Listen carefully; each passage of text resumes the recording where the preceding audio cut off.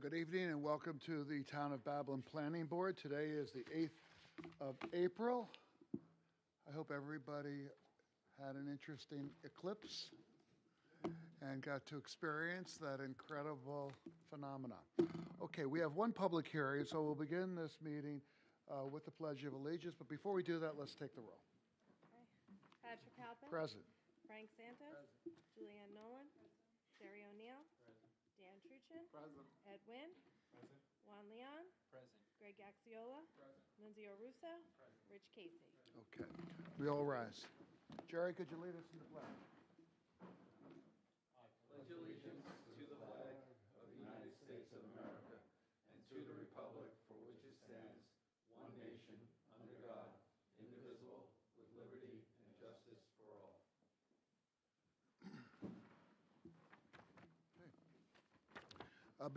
Before we begin the public hearing, I'm reading the statement into the record.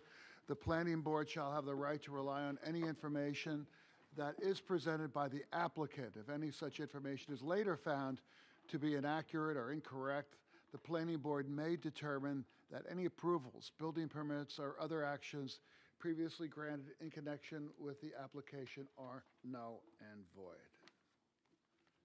Gotta unmute me.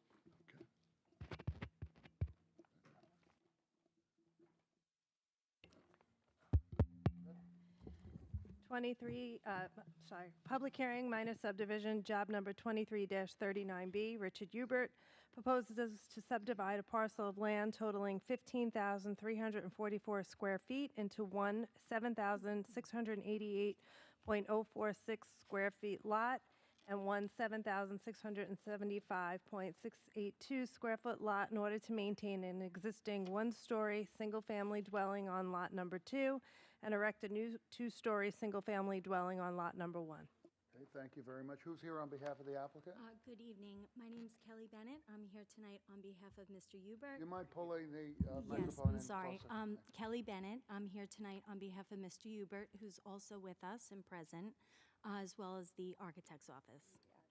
Okay. Just your address for the record. 1257 Udall Road, Bay Shore, New York, 11706. You an attorney? No. Okay, do you swear to tell the truth, the whole truth, nothing but the truth? Yes, I do. Please proceed. Thank you so much. Before we begin, the Planning Commission did issue a memo regarding this application.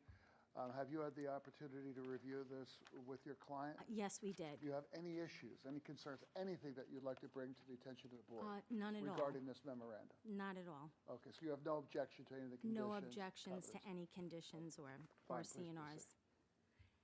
So I'm here tonight on behalf of Mr. Hubert. This is a property that he's had for quite so many years now. We've been pursuing this subdivision since 2018-19. We have been before the Zoning Board of Appeals on this subdivision.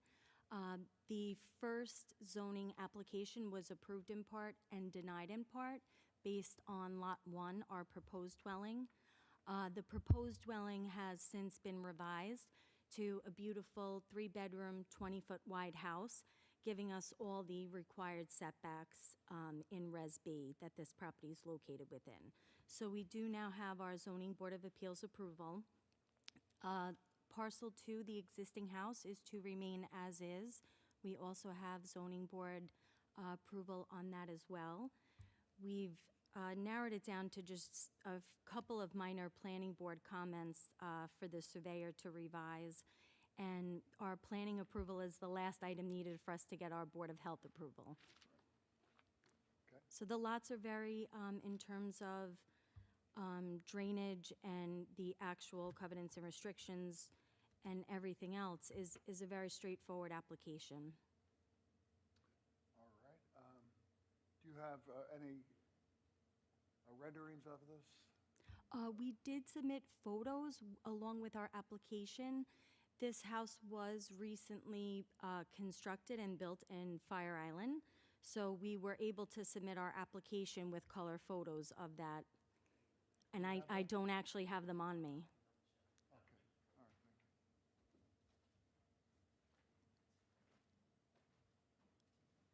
Do any of the board members have any questions at this point regarding this application?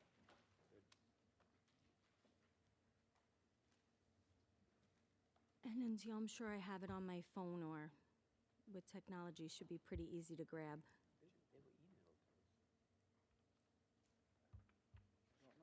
Did you say you emailed them to the? No, Planning I department? submitted them along with the application, but I'm sure I have them somewhere on my phone. Okay. You know, if we I'm needed really those. interested in seeing what the proposed house will look like. Yeah, let me double check. Take your time, Nunzio. I knew you were looking for the colored photograph. I don't know if you have elevation. Okay, why don't you give them?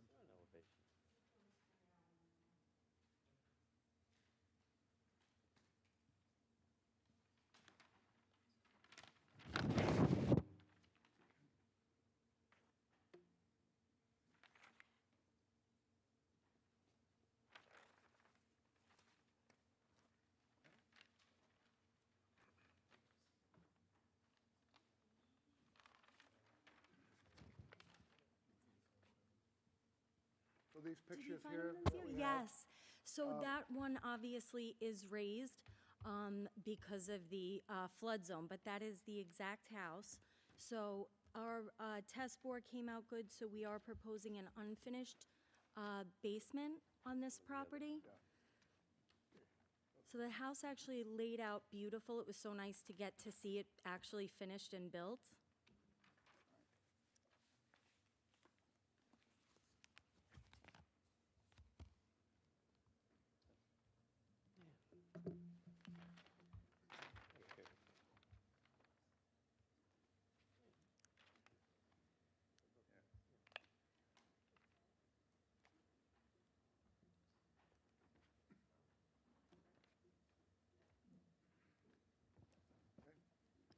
And of course, we've already addressed internal architectural review and other comments on the new dwelling.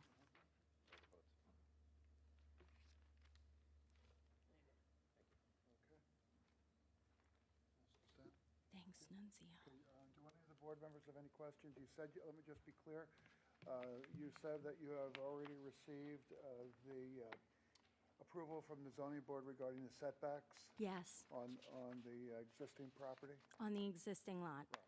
And the current, and the proposed new building does not require any variances? It does not require any setback variance. It's So on the what we side were yards or granted, rear yards no or side front yards, rear yards, or area variances, other than the 50-foot frontage and actual subdivision, which was approved. Any questions? Any other questions? Thank you very much. Oh, my pleasure, thank you. Are there any members of the board that would like, I'm sorry, of the audience that would like to address the board regarding this application? We have a card from Patricia. Okay, we do have a card here from Patricia Bush. Yes, thank you. Why don't you come on up?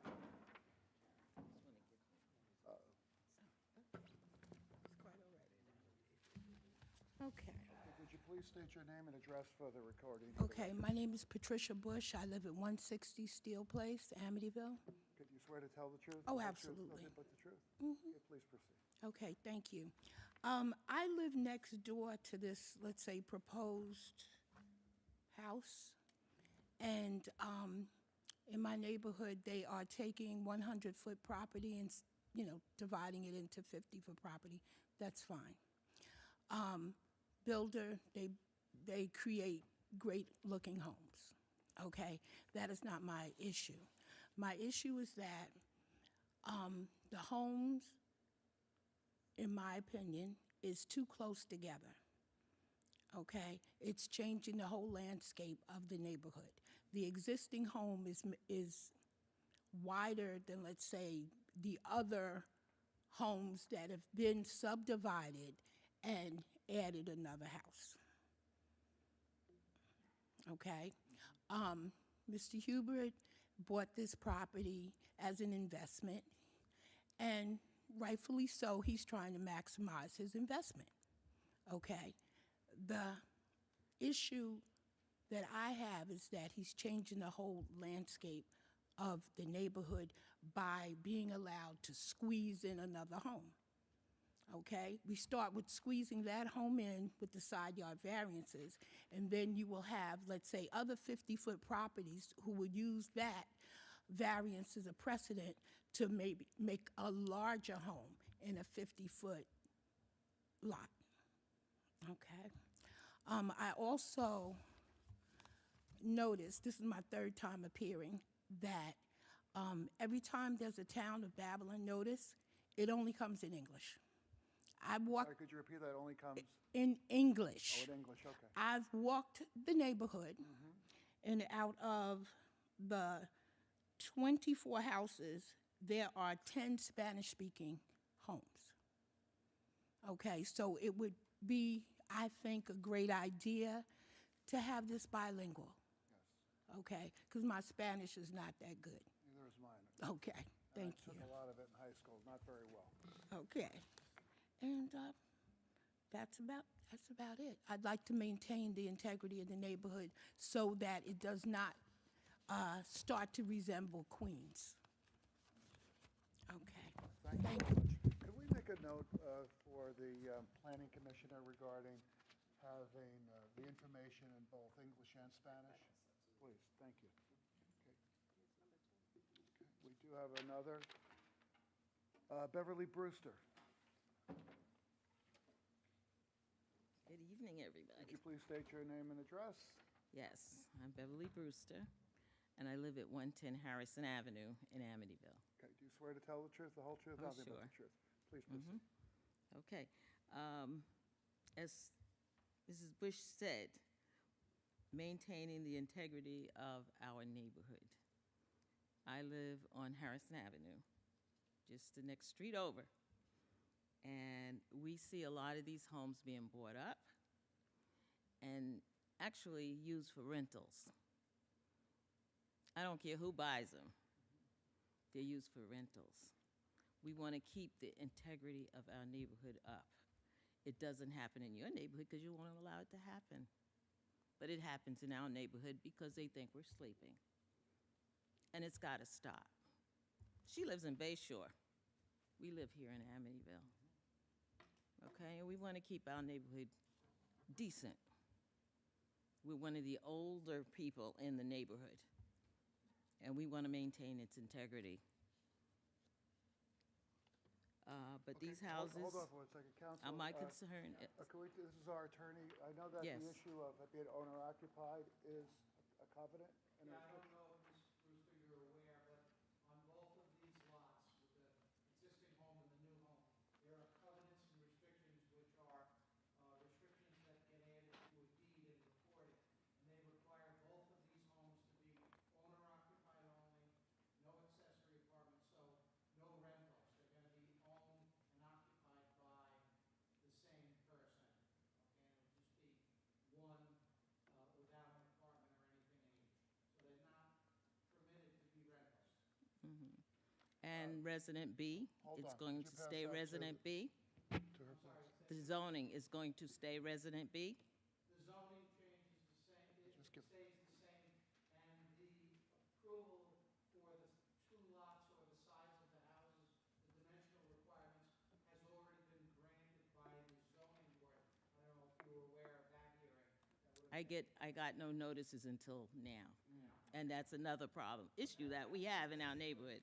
This board has restrictions that will not allow rental or multifamily use. And you could have that memorandum for your records. Thank you so much. That's my concern. All right, well, thank Okay. you very much for coming down tonight. Appreciate it. Is there anyone else that would like to address the board regarding this application? Sir? Could you please state your name and address for the record? Richard Hubert, 286 Grand Central Avenue in Amityville. Raise your right hand. Do you swear to tell the truth, the whole truth, nothing but the truth? Yes. Please proceed. I just want to address the concerns of the neighbors. We did reduce the size of the house to eliminate the side yard setback because of the neighbors' concern. And fully aware of the covenants and restrictions of owner-occupied. I've owned the property for many years, probably 30 years. And the goal is to build a new house, owner-occupied, and sell the existing rental house, owner-occupied. Anything else? That's it. All right. Thank you for coming. Is there anyone else that would like to address the board regarding this application? No? Okay. All right. Oh, sorry. No, I just didn't know if I needed to come back up for anything else, or, You're fine. perfect, thank you. Thank you. We need a motion to close the public hearing. All right, we need a, Reserve decision. we need a motion to close the public hearing. Motion by Juan, Motion to close the public meeting? second by Ed. Second? Second by Ed. So this public hearing has now been closed. The decision has been reserved in order for us to review the feedback we've received this evening and any open site plan issues. The record will remain open for written comments. To follow up on the status regarding this application or submitted additional written comments, you can to follow up or submit additional comments, you can contact the planning department either of the following methods. One, in person. The planning department is located on the west wing of Town Hall. Application documents, plans are available for inspection between the hours of 9 a.m. and 4 p.m. Or you can do it by phone, 631-957-3103, or via email, planningcomments@townofbabylon.com. Okay? Thank you very much. Okay, so item 2 on the agenda, informational hearing, site plan review, job number 23-37A, Holy Buds, Inc., proposes to convert an existing warehouse into a delivery-only cannabis retail location. Okay, who's here on behalf of the applicant? Jeff Gio, Mr. Chairman. Good to see you again. Okay, you're going to speak one at a time. What's the deal here? It's up to you. We can address you together, or we can. We prefer that you speak one at a time. Okay, no problem. That way everybody can. Sure, Do you swear to tell the truth, the whole truth, nothing but the truth? I do. Please proceed. Sure. And again, my name for the record, Jeff Gio, 54 Shaw Avenue, Babylon, New York. The proposal we have submitted. Hold on. Oh, sorry. Can you spell the last name? Guillot. Okay. The proposal we have submitted to the planning department after numerous meetings with the commissioner and with Nunzio is for a New York State card license delivery only cannabis dispensary. So this business would function under the same kind of licensure that is already permitted by the town. The only difference being is that there would be no public access to it. The address would not be publicly available outside of for government purposes. And it would strictly be a delivery-only operation. We have no objection to the memo that the town has put forward and intend to be compliant with everything planning has set forth. The business, upon granting permission from the town, be it planning and zoning, can be fully operational in a very short period of time. And that's pretty much it. I'm happy to. Okay, have you had the opportunity to review all with your client? Yes. Review all of the conditions, the covenants and restrictions? Yes. Any issues on the memo from the commissioner dated April 2nd? Are there any issues, any concerns, anything that you'd like to bring to our attention? No. So your client has no objections to any of the conditions? None. Restrictions? Nope. We found it thorough and helpful. Thank you. Okay, good. Great, thank you. Is there anything, do any of the board members have any questions right now? No? Okay. Does your client want to come up? Anything else? No, you can only come up. Right. Okay, let's talk about security. Sure. What are you going to do to ensure security? This is a cash business. Absolutely. Not a cash business? Okay, are you able to take credit cards? Wait, Yes, name and Oh, I'm sorry. address. Sure. Please state your name and address. Can I ask the questions? I know it's a warehouse, but if it's selling out on the streets, you're going to be bringing that cash back. Thank you. Please state your name and address for the record. Aaron Diamond, 803 Constance Lane, Port Jefferson Station, New York, Do you 11776. swear to tell the truth? The Yes, whole I do. truth, nothing but the truth? Nothing but the Okay, truth. please proceed. To answer your question, we are a cashless business. Customers must prepay through our online service that's accepted through cards or ACH.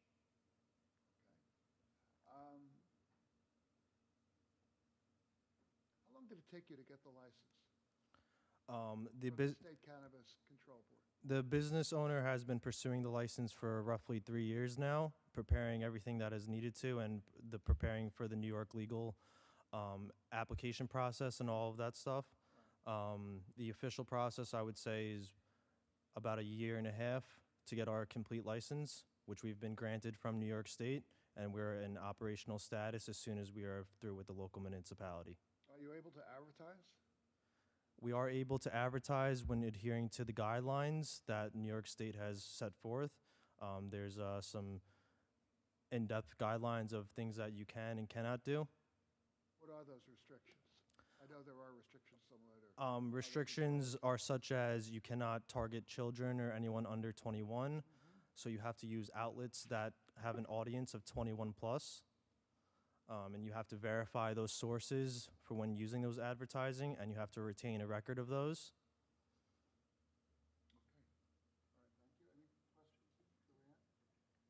So you said that there's no public access. It's just a distribution warehouse. So can you walk us through, please, how the business actually operates? Yes, gladly. So it is the warehouse. It's like a logistics warehouse, similar to if I like to compare it to like auto car parts, where people would be delivering it. The only difference is it's delivered to residential. So only our essential staff and personnel will be frequenting our building. There's actually absolutely no signage or public information for people to find our business. So you won't see a big Holy Bud sign. You won't see anything. And if somebody wants to engage in business with us, they'll have to go online, place an order, prepay for it, verify their identity, and then once we have their order, we'll process it into our delivery queue and send out our delivery drivers to fulfill that order. And when we fulfill that order, we also have a second ID verification where the person has to show that they are the person that purchased, and they have, of course, 21 plus.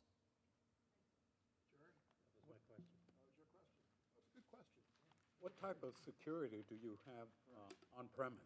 On premise, we have a 24/7 central station monitored security system through ADT that has multiple door alarms, motion sensors, glass breaks, etc. We also have a Brevo system with key card access, which is top of the line, and we also have a full camera system that's monitored by our team and also a third party during off hours. Is the third party armed? The third party would be remote at this time, so they're viewing our cameras remotely, like at night, and they can alert us if something is happening. As far as physical security, we will be hiring physical security personnel when we are open for business during our hours of operations. And some of them may be armed, May be armed. if we decide to.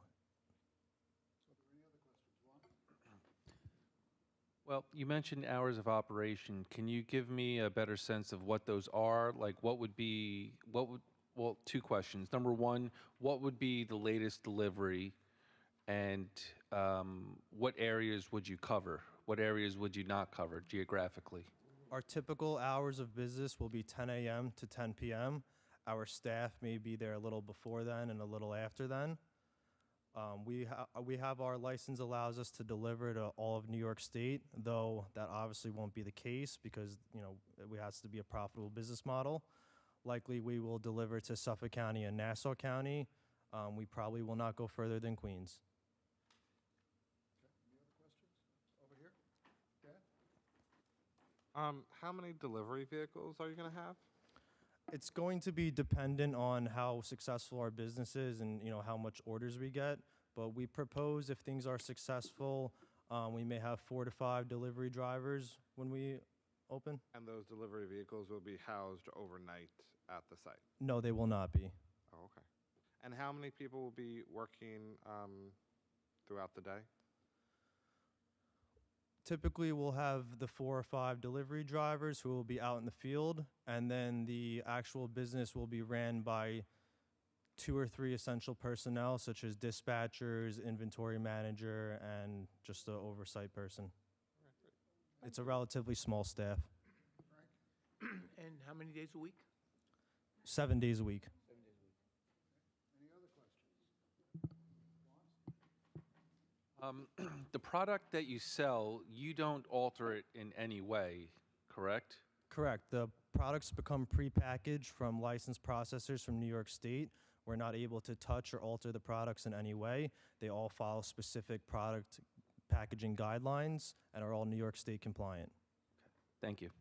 So we're clear you meet all of the restrictions regarding setbacks from residential, religious uses, playgrounds, and so forth.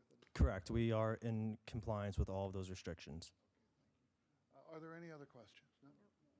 Yeah, look, thank you for answering all those questions. This is our first application regarding a cannabis, in this case, dispensary.